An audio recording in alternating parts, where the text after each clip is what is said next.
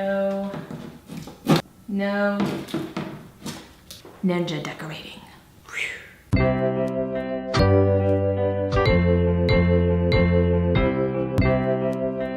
Hi there, Sarah Waycamp here of Parents Who. Today we're talking about choosing a paint color. When you are choosing a paint color, there are a few things that you need to remember. Number one, every house is different. Let's say the house that you used to live in had the paint color of Cataclysmic Coffee on the wall, and you loved it. It looked so good. You want to put it in the new house. Please, please, please, before you put it in the new house, go and get a sample of it or bring it with you from the old house or get a paint chip from the paint store and put it in the room that you want to paint it in. Every house is different. The way that the light is going to come into the room in your new house or whatever room you're painting is going to be completely different than your old house. Every house is different. Tip 2, your friend's advice. Your friend's house also may have a color that you love. You go over there, you see it, and it's gorgeous, and you decide again to have it in your own house. Please, please, please, go get the paint chip, go get the paint sample, go get some of it, put it on your wall, and make sure that you like the way that it looks in your house with your things. Because again, what may look good in one person's house may not look good in yours because of the way that the light is coming in from the windows or because of the fixtures that you have in the ceiling. Or number 3, give it time. When you are choosing a paint color, get a chip, get some tape, put said chip on the wall. If the wall that you're painting is not white, get a white poster board. Put the white poster board on the wall and put the chips on the poster board. If you put the chips on the wall that is gray, yellow, or not gonna be able to see what the real true color is. Now, here's where the timepiece comes in.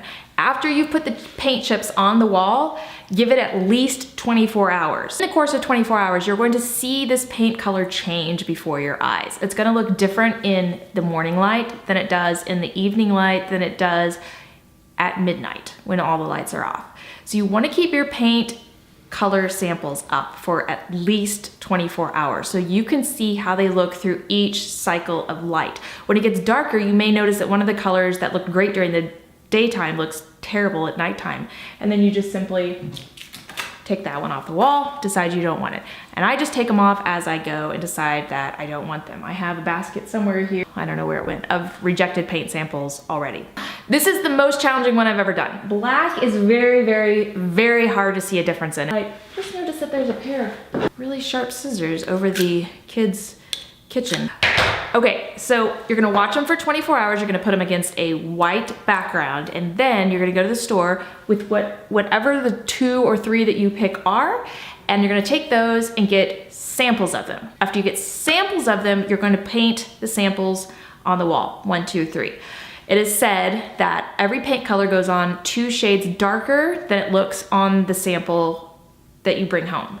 So you wanna make sure that you get the actual paint, put it on the wall, see what it looks like again over 24 hours, and then choose your color. When you are choosing that paint color, the paint store is gonna ask you if you want the paint to be in matte, in semi-gloss, in high gloss, and everything in between. Here's what you need to know.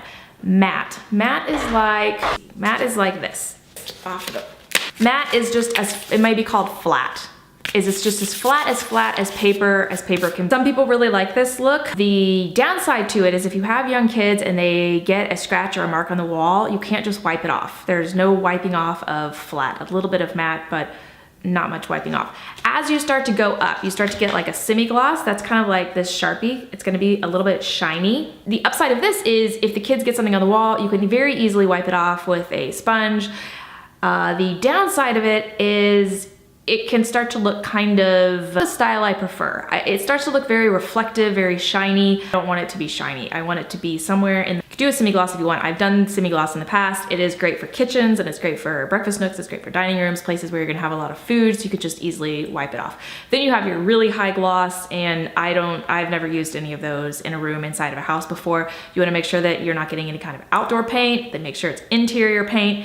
If your wall is already a dark color, like black, blue, you wanna make sure that you prime it. Prime your walls is to just get a can of white primer and go over them once, let it dry, go over them twice. You don't want to be painting over your wall's current color with the new color because it's not gonna look the way that it looked on that pretty white poster board that you had up because the wall is not starting pretty white. Okay, I'm getting way ahead of myself because I have yet to choose a paint color. Choosing, I'm gonna choose right now. I have looked at these over the course of more than a week, so I'm playing by my own rules. Also, I've never painted a wall this dark before. I'm kind of excited about it. The other thing that you want to consider is cost. The ones that I have on my wall and the ones that I have used before are Glidden, Behr, Benjamin Moore. Any more that I've used? Those are my three favorite. Behr is at Home Depot. Behr is at Home Depot. Glidden is at Home Depot. And then, what's the one? Sherwin-Williams, that's the one that's at Lowe's. I think I've used that one before, but I don't have very much experience with it. Benjamin Moore is the most expensive.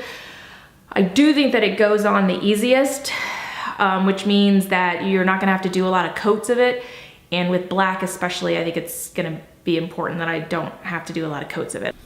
Another thing to do is to put them in one spot of the room and then shift them the next day over to the other spot of the room so that you can see, literally, you can see the window right there. It already has a different light than it does over here. So if you want to be super comprehensive, you can move all the samples and do this over the course of 2 days.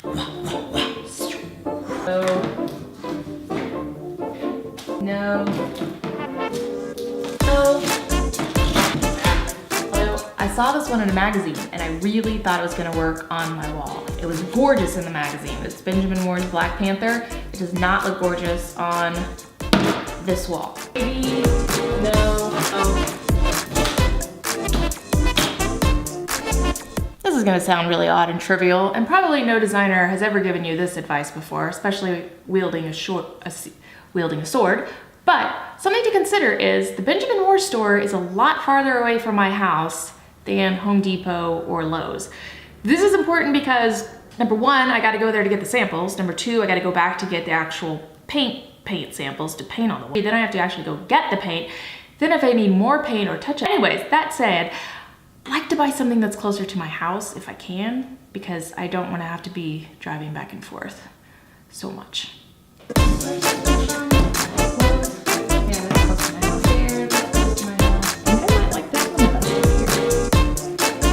This is Deep Onyx by Glidden.